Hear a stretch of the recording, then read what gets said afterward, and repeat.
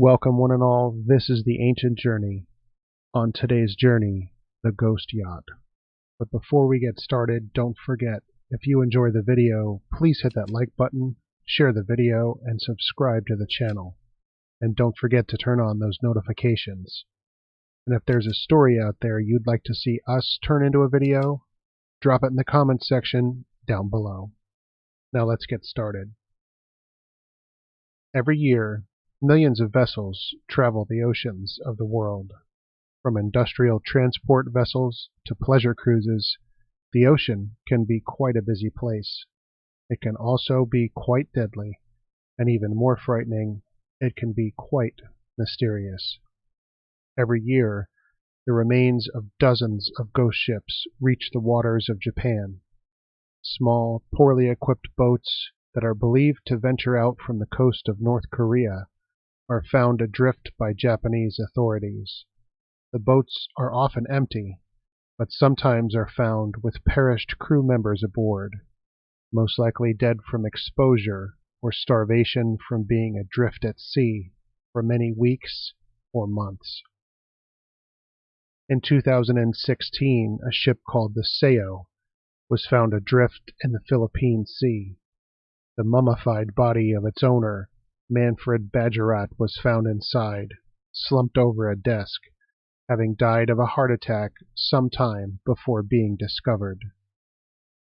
In 2020, the ship MV Alta ran aground in Ireland. The ship had been adrift since 2018, when the Coast Guard had rescued her crew, leaving the disabled ship adrift in the ocean.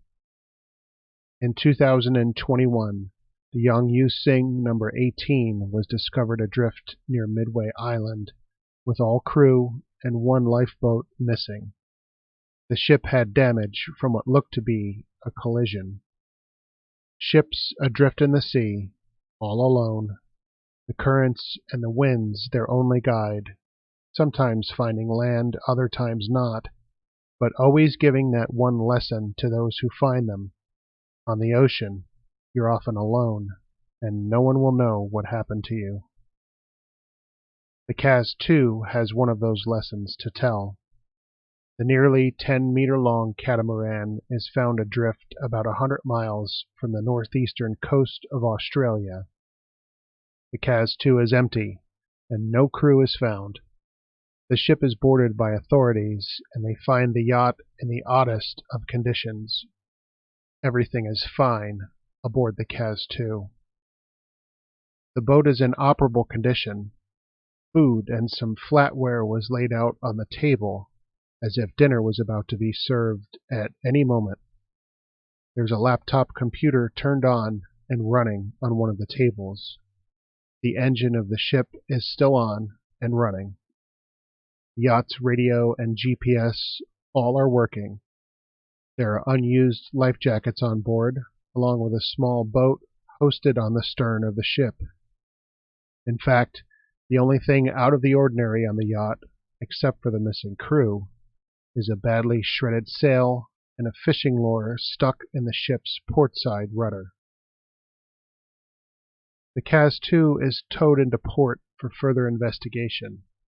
The ship shows no signs of foul play. The cabin is neat and tidy. Laundry is even hung up with clothespins. There is a firearm and some ammunition on board, neither of which seem to be used. A videotape is found, and investigators view the tape, finding it contains footage from the crew during their trip. It shows the crew in the boat carrying on their normal activities. One at the helm, one fishing, one recording the video. The seas appear choppy, and none of the crew are seen wearing their life jackets. They are relatively inexperienced sailors. Derek Batten, Peter Tunstead, and James Tunstead are all residents of Perth, Western Australia. Derek Batten, the skipper, had taken a sailing course and had also taken 2 longer journeys on the KAZ II before the disappearance. After analyzing the GPS data from the yacht, police see that the ship was actively steered in a northeastern direction before later in the afternoon appearing to be aimlessly adrift. The yacht had steered into an area where rough seas and storms were building. Search and rescue efforts launched to find the three men came up empty.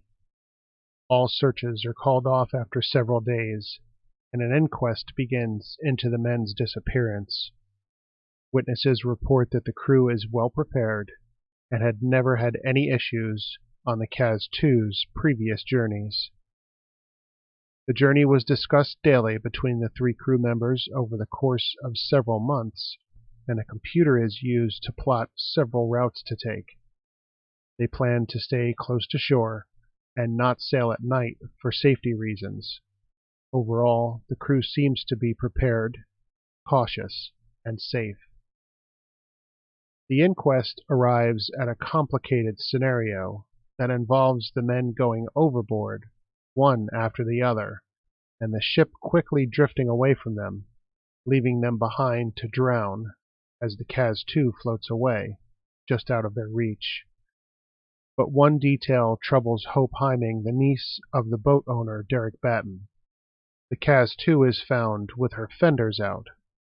Fenders are cushions of some kind that are fixed to the sides of a boat to prevent damage from rubbing against docks or other boats. The only reason to put fenders out while at sea is if you're coming alongside another boat. The condition of the boat, life jackets stowed away, dinner set on the table, leads relatives of the missing men to believe that perhaps the crew had been boarded by another vessel and taken from the boat, willingly or unwillingly. The crew is never found, and eventually the inquest is closed. The story of what happened to the crew of the KAZ II remains a mystery that the sea is not giving up. Thanks for watching, and thanks for sharing the journey.